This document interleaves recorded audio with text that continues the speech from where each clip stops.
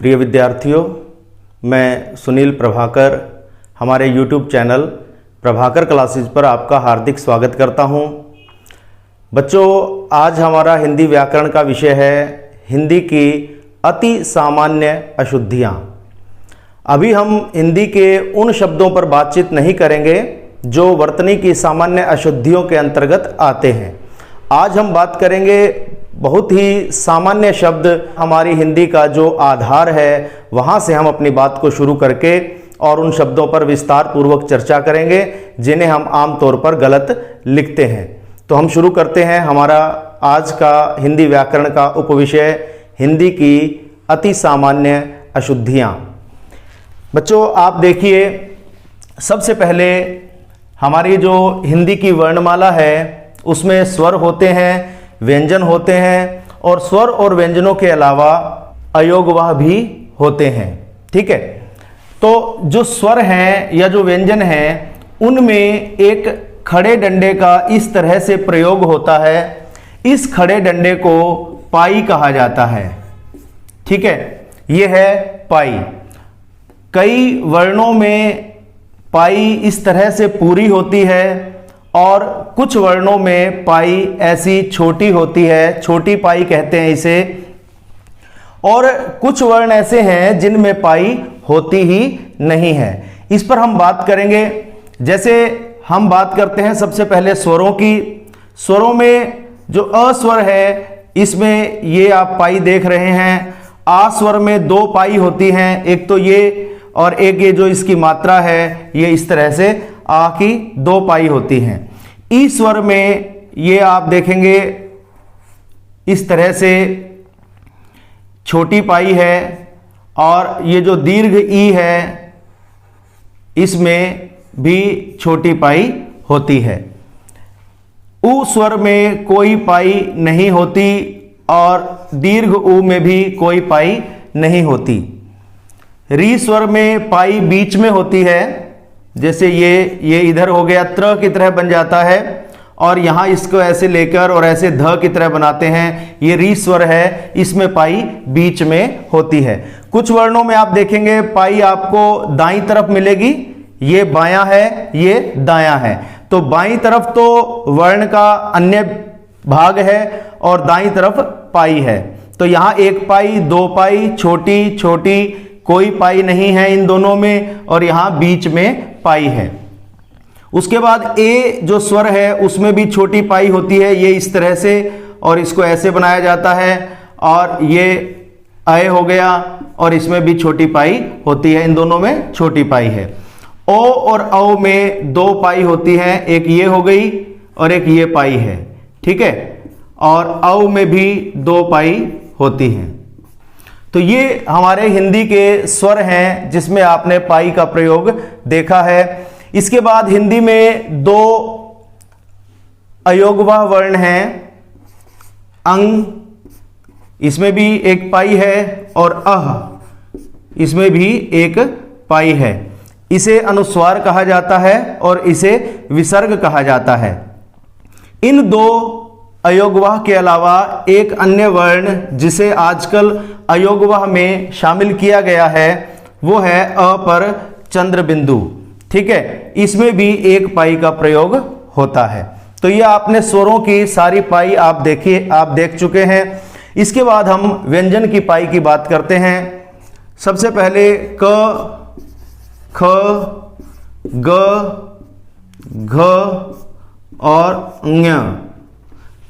च, छ, ज, झ, ञ, ट, ठ, ड, ढ, ण, त, थ, द, ध, न, प, फ, ब, भ, म। उसके बाद य, र, ल, व, श, श, स, ह।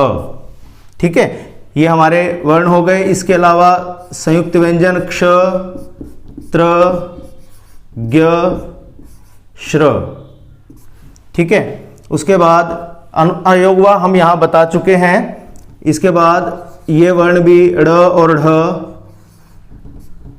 ये दोनों उत्क्षिप्त व्यंजन हैं, ये भी हमारी हिंदी की वर्णमाला में प्रयोग किए जाते हैं। इसके अलावा 3 आगत वर्ण हैं, आ पर चंद्र, ज को ये नीचे बिंदु लगा दिया और फ के नीचे भी जो बिंदु लगा दिया। ज और फ के नीचे जो ये हमने बिंदु लगाया है, इन दोनों बिंदुओं को नुक्ता कहा जाता है, नुक्ता। ठीक है, ये नुक्ता नहीं है।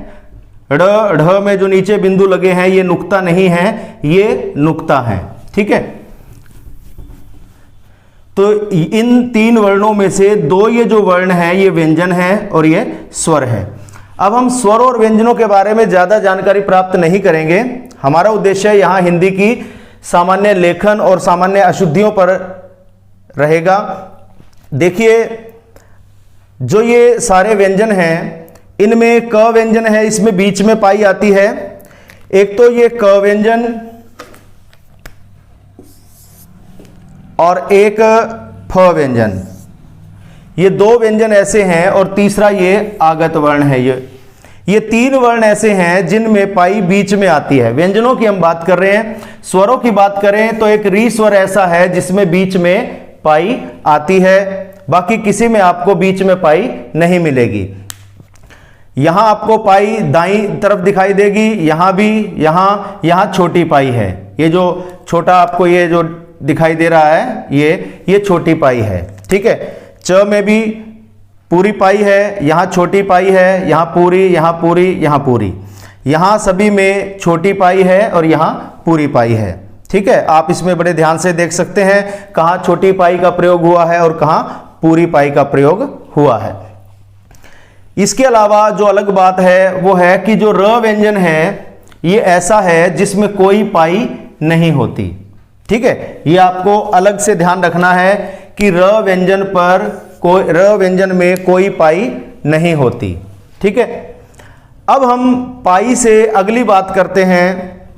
जो ये हम वर्णों के ऊपर जो ये रेखा लगाते हैं, ये वर्णों के सिर पर हमने जो ये रेखा लगा रखी है, इस रेखा को कहते हैं शिरोरेखा। शिरोरेखा का अर्थ होता है सिर पर लगने वाली रेखा। क्योंकि ये रेखा वर्णों के सिर के ऊपर लगती है, इसलिए इसे शिरोरेखा कहा जाता है। दोबारा देख लीजिए, शिरोरेखा ये है, ये जो ऊपर लगा रखी है सभी वर्णों में आप देख सकते हैं, ये शिरोरेखा है। ठीक है, अब आप एक चीज और देखेंगे कि कुछ वर्ण ऐसे हैं, स्वर भी और व्यंजन भी और अयोगवाह भी, जिनमें शिरोरेखा हम पूरी लगा देते हैं और पूरी शिरोरेखा का प्रयोग वहां नहीं होता। हम स्वरों से शुरू करते हैं। अ को आप इस तरह से लिखेंगे, जो अ का ऊपर का जो गोला है इसके ऊपर आप शिरोरेखा नहीं लगाएंगे। जैसे अ को आपको लिखना है तो आप ऐसे लिखेंगे, ये अ,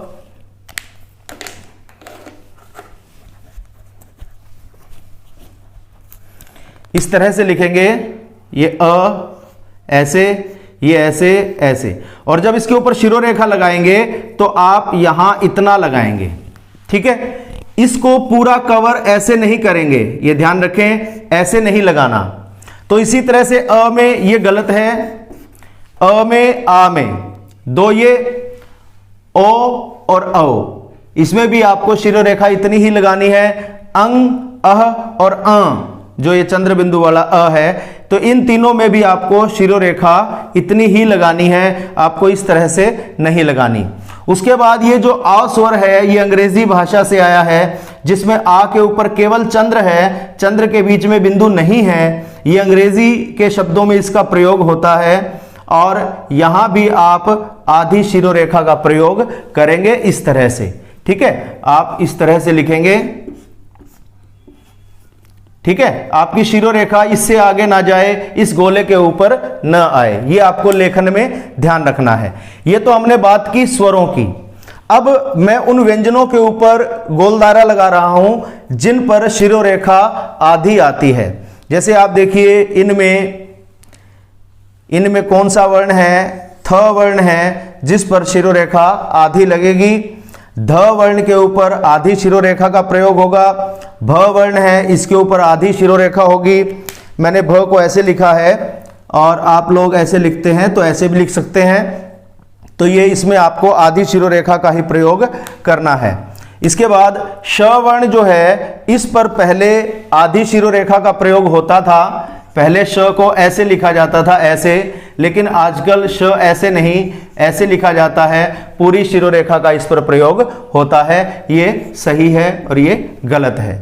ठीक है, इसके बाद ये हमारे हो गए सामान्य जो स्पर्श व्यंजन है, अंतस्थ और ऊष्म है। ये हमारे संयुक्त व्यंजन है, इसमें भी क्ष पर आधी शिरोरेखा का प्रयोग होगा और श्र पर भी आधी शिरोरेखा का प्रयोग होगा। तो अब आप लिखते समय ध्यान रखें कि आपको कहां शिरोरेखा का कैसे प्रयोग करना है। जैसे आपको कक्षा शब्द लिखना है तो आप ऐसे लिखेंगे, तो आप शिरोरेखा पूरी नहीं लगाएंगे, क के ऊपर इतनी लगाएंगे, गोले के पास जगह छोड़ देंगे और एक यहां लगाएंगे। ठीक है, ये आपको ध्यान रखना है। कोई भी आपको शब्द लिखना है, जैसे पथिक शब्द लिखना है, तो आपने ऐसे लिखा, तो आप शिरोरेखा यहां से शुरू करें और इसको यहां तक लेकर जाएं और यहां बीच में जगह छोड़ दें। एक बात और ध्यान रखें, जैसे हमारा कोई वर्ण शुरू होता है, मान लो कहानी शब्द है, हमने ये कहानी शब्द लिख दिया। अब हमें शिरोरेखा लगानी है तो हमें क पर यहां से इतनी नहीं लगानी कि हम यहां से लगाकर और यहां तक शिरोरेखा लगा दी। वर्ण यहां से शुरू हो रहा है, शिरोरेखा यहां तक आनी चाहिए। ठीक है, और जहां समाप्त हो रहा है उससे थोड़ी बाहर निकलनी चाहिए। आमतौर पर मैं देखता हूं विद्यार्थी कोई भी ऐसे शब्द लिखेंगे, जैसे पाठ शब्द लिख दिया, यहां से शुरू करेंगे और यहां तक जो है शिरोरेखा लगा देंगे। ये गलत है बच्चों, अच्छा भी नहीं लगता। इसको पूरा कवर करना है, यहां से थोड़ा एक्स्ट्रा होना चाहिए और यहां से भी थोड़ा एक्स्ट्रा होना चाहिए। ये आपका शिरोरेखा आपको ऐसे लगानी चाहिए। ठीक है, इसके अलावा जैसे कई शब्द हैं जिनमें विसर्ग का प्रयोग होता है। जैसे मान लीजिए मैं यहां लिखता हूं,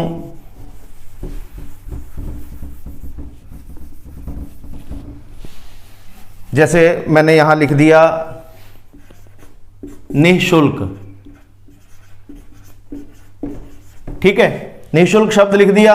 अब जब शिरोरेखा का प्रयोग करेंगे तो विसर्ग के ऊपर जगह छोड़ेंगे आप। यहां आप शुरू से ही एक्स्ट्रा लेकर चलेंगे, यहां आकर आप रुक जाएंगे, विसर्ग का स्थान छोड़ देंगे और उसके बाद फिर इस तरह से आगे इसको बढ़ाएंगे। निःशुल्क शब्द आपको ऐसे लिखना है। जैसे दुख शब्द है, दुख शब्द संस्कृत में आज भी ऐसे ही लिखा जाता है, हालांकि हिंदी में दुख शब्द में विसर्ग को हटा दिया गया है, लेकिन संस्कृत में आज भी ऐसे लिखा जाता है। तो जब हम इस तरह से दुख शब्द लिखते हैं तो यहां हम शिरोरेखा इतनी लगाएंगे, फिर यहां लगाएंगे, बीच में जो विसर्ग का स्थान है वहां शिरोरेखा के लिए हम जगह छोड़ देंगे। ठीक है, तो ये आपको विसर्ग लगाते समय शिरोरेखा का विशेष ध्यान रखना है। इसके अलावा आपको ये भी देखना है कि किसी व्यंजन, अब आमतौर पर हम क्या करते हैं, जो ख व्यंजन है, ख व्यंजन में कई बच्चे बहुत गलती करते हैं, ऐसे लिखेंगे इस तरह से। तो बच्चों ये तो र और व ऐसा लगता है जैसे र और व लिखा हुआ हो, तो इसे इस तरह से ना लिखें। ख की आकृति ऐसे होती है, र की तरह इसको बनाएं, पेन को उठाएं ना, इसको यहीं से गोल करके ऊपर लेकर जाएं और वहां से नीचे लेके आएं। ये आपका सीधा डंडा और ये यहां पर ऊपर। ठीक है, तो इस तरह से आपको ख बनाना है ऐसे। ठीक है, ये आपका जो पार्ट है ये इसके साथ जुड़ा हुआ होना चाहिए। ये आप इसको अलग अलग ना बनाएं, ऐसे और ऐसे, कई बच्चे ऐसे और ऐसे बना के फिर बाद में जोड़ते हैं। बाद में जोड़ने से ये जोड़ रह जाता है यहाँ पर और उसमें लिखाई खराब होती है। इसलिए आप इसको एक ही बार में ऐसे अपने हाथों को घुमाएं और इस तरह से ख को लिखें।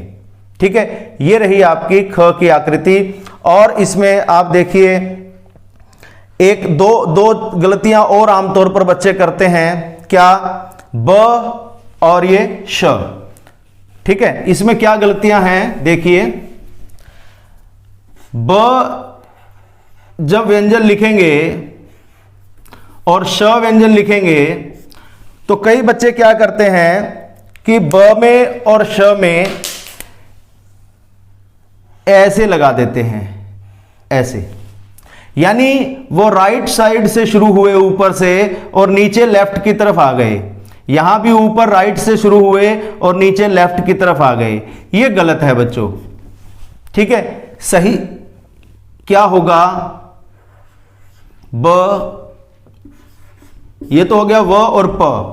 जब हम इसमें ऊपर से नीचे ऐसे ऐसे इस तरह से आपको लिखना है, ये सही रूप है बच्चों। अब आप देखिए जो र व्यंजन है उसको ऊ की मात्रा कैसे लगती है। ठीक है, ये र व्यंजन है। जब इसमें छोटा ऊ ह्रस्व ऊ जुड़ता है या इसमें दीर्घ ऊ जुड़ता है तो कैसे बनता है? र में जब छोटा ऊ जुड़ेगा तो ये र ऐसे लिखकर यहां ऊ की मात्रा आपको नहीं लगानी। हर एक व्यंजन में हम ऐसे करते हैं। क में जब ऊ जुड़ता है तो हम ऊ की मात्रा यहां लगाते हैं। कोई भी वर्ण है, इस र को छोड़कर बाकी जितने भी व्यंजन हैं उन व्यंजनों में जब हम ऊ की मात्रा लगाते हैं तो यहां नीचे ही लगाते हैं, चाहे ह्रस्व ऊ हो और चाहे ये दीर्घ ऊ हो, तो हम इस तरह से ऊ की मात्रा नीचे लगाते हैं। लेकिन र में ऊ की मात्रा इस तरह से नहीं लगती। ये र व्यंजन है, यहां मैं लिख रहा हूं, और इसमें ऊ की मात्रा आप कैसे लगाएंगे? ये ऊ की मात्रा है छोटे ऊ की और ये बड़े ऊ की मात्रा है। ठीक है, छोटे ऊ की मात्रा सीधी लगेगी, बड़े ऊ की मात्रा यहां से, ये गोला आपको दिखाई दे रहा है, इस गोले के को बनाकर फिर बड़े ऊ की मात्रा लगती है। ठीक है, अब इसके बाद एक बात और, जब हम हर एक व्यंजन को री स्वर की मात्रा लगाते हैं, जैसे क व्यंजन में जब हम री स्वर जोड़ते हैं तो ऐसे लिखा जाता है। स व्यंजन में जब री स्वर जोड़ते हैं तो ऐसे लिखा जाता है। द व्यंजन में जब री स्वर जोड़ा जाता है तो ये ऐसे लिखा जाता है। ठीक है, लेकिन जब ये जो श व्यंजन है इसमें जब री स्वर जोड़ा जाता है तो ये ऐसे नहीं लिखा जाता। ठीक है, ये गलत है। जब श के साथ री जुड़ता है तो श व्यंजन का रूप बदल जाता है, ऐसे हो जाता है। ये जो रूप है ये यही श व्यंजन है। ठीक है, केवल री स्वर लगने से इसका रूप बदल गया और ये री की मात्रा का कोई रूप नहीं बदला। री की मात्रा उसी जगह पर लगेगी नीचे और उसी रूप में लगेगी, केवल श व्यंजन का रूप बदला है। ठीक है, इस तरह से। और दूसरा, जब श व्यंजन में जब र स्वर जुड़ता, र व्यंजन जुड़ता है, श आधा है, इसमें कोई स्वर नहीं है और र व्यंजन है। ठीक है, जब श व्यंजन में र व्यंजन जुड़ता है तो फिर से श अपना रूप ऐसा कर लेता है। श का रूप फिर से ऐसा हो जाता है जैसा इसमें हुआ था और ये र वैसे ही पैर में लग जाता है जैसे और वर्णों के पैर में लगता है। जैसे आप देखेंगे कि जब आधा क हो और उसके साथ र आ जाए तो क को ऐसे पूरा लिख के र को ऐसे लगाते हैं। इसी तरह द व्यंजन है, उसमें जब र व्यंजन जुड़ता है तो ये द ऐसे और ये र ऐसे। द आधा है, र पूरा है, क आधा है, र पूरा है। हमेशा एक बात आपको ध्यान रखनी है कि जब दो व्यंजन ऊपर नीचे होते हैं, एक व्यंजन ऊपर और एक व्यंजन नीचे, तो हमेशा ऊपर वाला व्यंजन आधा होता है। आधा का मतलब होता है कि उस व्यंजन में कोई स्वर जुड़ा हुआ नहीं है, और जो नीचे वाला व्यंजन होता है वो पूरा होता है। नीचे वाला पूरा, पूरा का मतलब है कि उस नीचे वाले व्यंजन में कोई न कोई स्वर जुड़ा हुआ है और ऊपर वाले में कोई भी स्वर जुड़ा हुआ नहीं है। यहां आपको देखने में बेशक ऐसा लगता है कि क तो पूरा लिखा हुआ है और र बहुत एक छोटी सी डंडी के रूप में लगाया गया है, लेकिन ऐसा इसका केवल रूप है। असल में क व्यंजन आधा है और र व्यंजन पूरा है। हम इसको ऐसे कहते हैं कि क के पैर में र लगा दो, तो क ऊपर हुआ, उसके पैर नीचे हुए, तो नीचे ऊपर क हो गया और नीचे र हो गया। तो ऊपर वाला हमेशा आधा, आधा का मतलब हलंत लगा दिया, हल चिन्ह लगा दिया, इसका मतलब ये आधा है।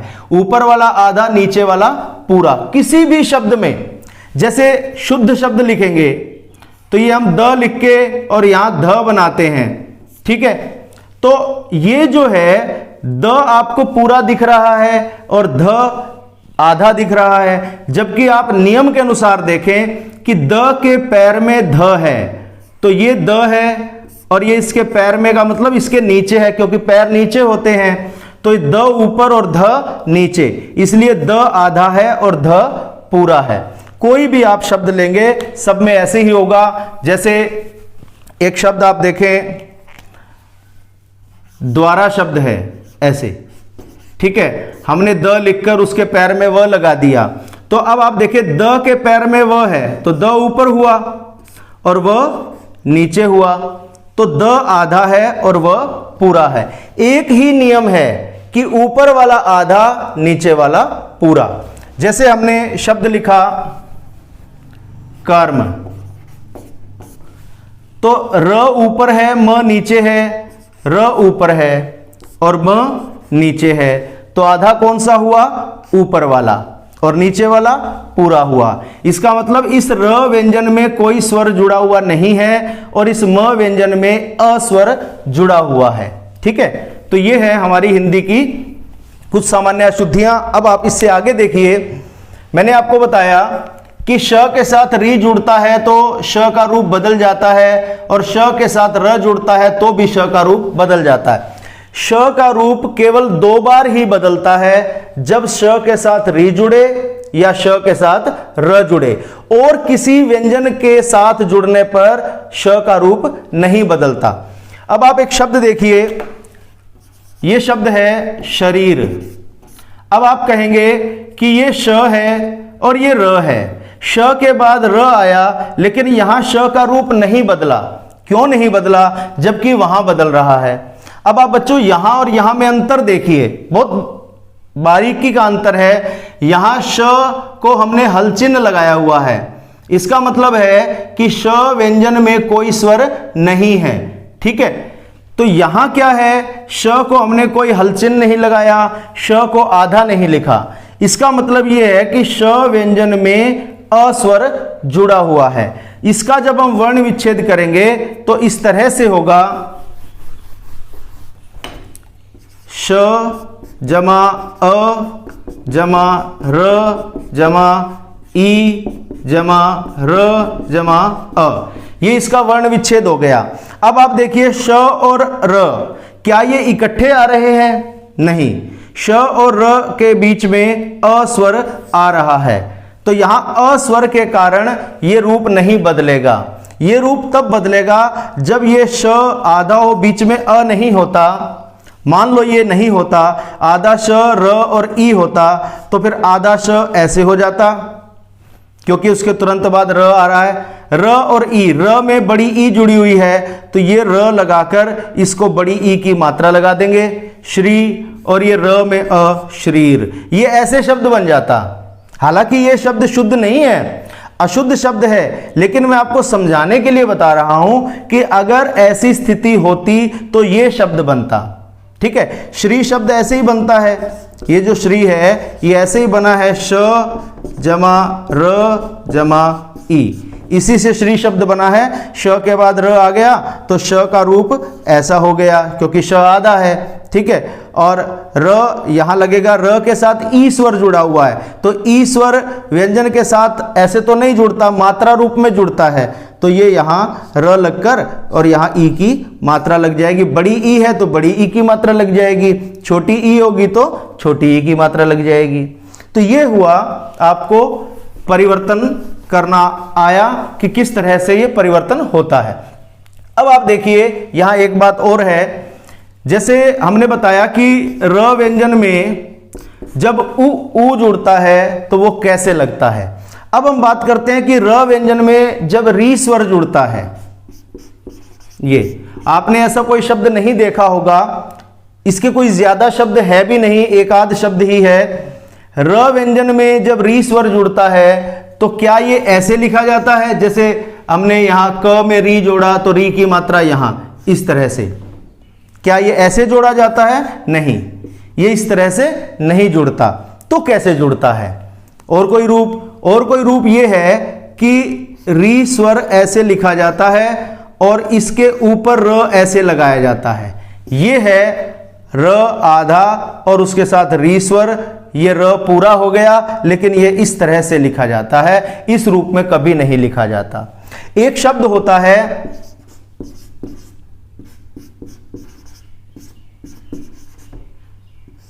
ये शब्द है नैऋत्य। नैऋत्य बोलते हैं, नै री, र को री की मात्रा लग गई, नैऋत्य। नैऋत्य शब्द है, इसमें आप र को री की मात्रा लगी हुई देख सकते हैं, इस तरह से लगती है। री अपने मूल रूप में आता है, जैसे री लिखा जाता है, री अपनी मात्रा के रूप में र के साथ कभी नहीं जुड़ता, ठीक है। नैऋत्य होता क्या है? हमारी मुख्य दिशाएं चार हैं, ये उत्तर दिशा है और ये दक्षिण दिशा है, ये पूर्व दिशा है और ये पश्चिम दिशा है। ये हमारी चार मुख्य दिशाएं होती हैं।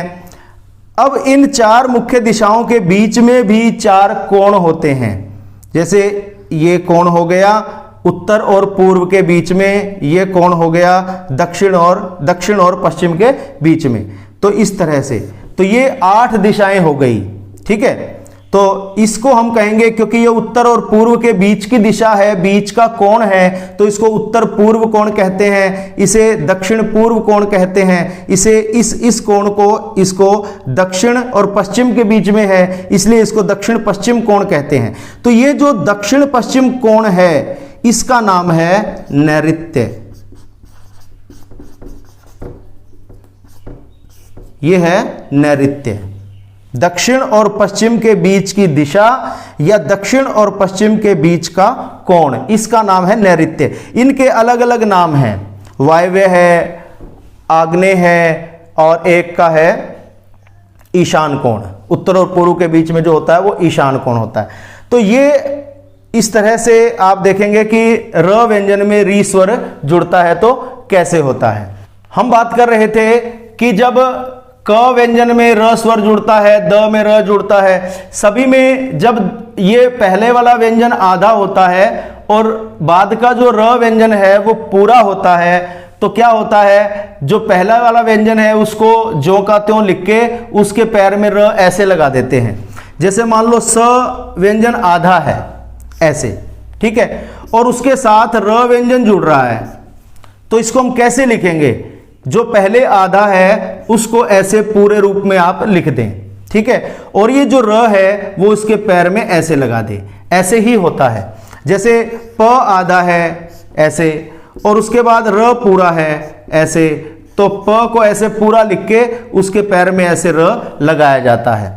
तब होता है जब पहले वाला व्यंजन आधा हो और बाद वाला र पूरा हो, ठीक है। अब आप देखिए कि जो हमारी वर्णमाला में 4 वर्ण हैं, कौन से? ट, ठ, ड और ढ। ये जब आधे होते हैं, ठीक है, तो इनके साथ, इनके बाद में आने वाला जो र है वो कैसे लिखा जाता है? जैसे मान लो ट आधा है और उसके बाद र आ गया, ठ आधा है और उसके बाद र पूरा आ गया, ड आधा है और र पूरा आ गया, और ढ आधा है और र पूरा आ गया। तो इसमें र का रूप अलग होता है। तो इसमें हम ऐसे नहीं करेंगे जैसे हमने यहाँ किया था कि आप ट को ऐसे लिख दें और र को लगा दें। यहाँ र लगाने की जगह ही नहीं है नीचे से, क्योंकि गोल है ये वर्ण, नीचे से वर्ण गोल है, जगह नहीं है, इसको ऐसे नहीं लगाया जा सकता। तो इसको ऐसे और ऐसे लगाया जाता है। ये भी र है, यही पूरा र, ये भी पूरा र है। आप देखेंगे जो मैंने आपको नियम बताया कि ऊपर वाला आधा, नीचे वाला पूरा। तो ट ऊपर है, ये आधा है, र नीचे है, ये पूरा है। ठ के साथ र लगेगा तो ये भी इस तरह से लगेगा, ड के साथ भी इस तरह से लगेगा, और ढ के साथ भी इस तरह से र का प्रयोग होगा। ठीक है, तब होगा जब ये आधे होंगे और ये पूरा होगा। ठीक है, जैसे हम शब्द लिखते हैं राष्ट्र, तो हम ऐसे लिखते हैं, ऐसे। उष्ट्र लिखते हैं, उष्ट्र मैंने ऊंट, ऊंट को संस्कृत में उष्ट्र कहा जाता है, तो ये ऐसे लिखते हैं। और अंग्रेजी के बहुत शब्द हैं, जैसे ट्रक शब्द है, ट्रेन शब्द है, इन सब में ट आधा है, र पूरा है, तो ऐसे लिखा जाता है।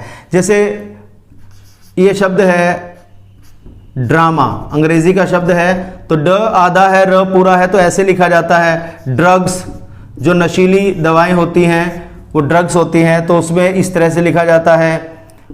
पुंड्र, पुंड्र एक शब्द है, पुंड्र का अर्थ होता है सफेद कमल। कमल का फूल अलग अलग रंगों का होता है, उसमें जो सफेद रंग का कमल होता है उसे पुंड्र कहा जाता है। तो ये इस तरह से ड के नीचे र ऐसे आता है। ठीक है, अब मैंने कुछ विद्यार्थियों को देखा है कि वो क्या गलती करते हैं। यहां तो सही लिखेंगे, लेकिन जब वे द लिखते हैं, जैसे वो शब्द लिखते हैं मान लो इंद्र, ये ऐसे होना चाहिए। मैंने आपको बताया आधा द होगा और साथ में र होगा, तो आपको ऐसे लिखना है। ठीक है, द लिख के और र लिखना है। अब कई बच्चे क्या करते हैं, ऐसे ई लिखकर आधा न, द को ऐसे बना देंगे और ऐसे लगा देंगे, तो ये बिल्कुल इसकी शेप भी बिगड़ गई, और ये ऐसे लग रहा है जैसे ढ लिखकर और उसके नीचे ऐसे र लगाया गया हो, ये बिल्कुल ऐसा ही लगता है। तो इस तरह से ना लिखें। दूसरी बात, कई बच्चे ऐसे लिखते हैं, ये ऐसे, यहां तक तो सही। इसके बाद क्या करेंगे, मैं अलग से लिख के बताता हूं आपको। इसमें यहां तक सही लिखेंगे, उसके बाद र को ऐसे लगा देंगे, यानी जैसे ट ठ ड ढ के नीचे र लगता है उस तरह से ही द के नीचे भी लगा देंगे। बच्चों, ये जो र का रूप है ये केवल 4 वर्णों में लगता है, ट ठ ड और ढ। इसके अलावा और कहीं इस र का प्रयोग नहीं होता। बाकी सभी जगह र इस तरह से लगता है। ठीक है, किस तरह से, इस रूप में। ये आपको ध्यान रखना है। उम्मीद करता हूं आपको यह पाठ अच्छे से समझ में आया होगा। बहुत बहुत धन्यवाद।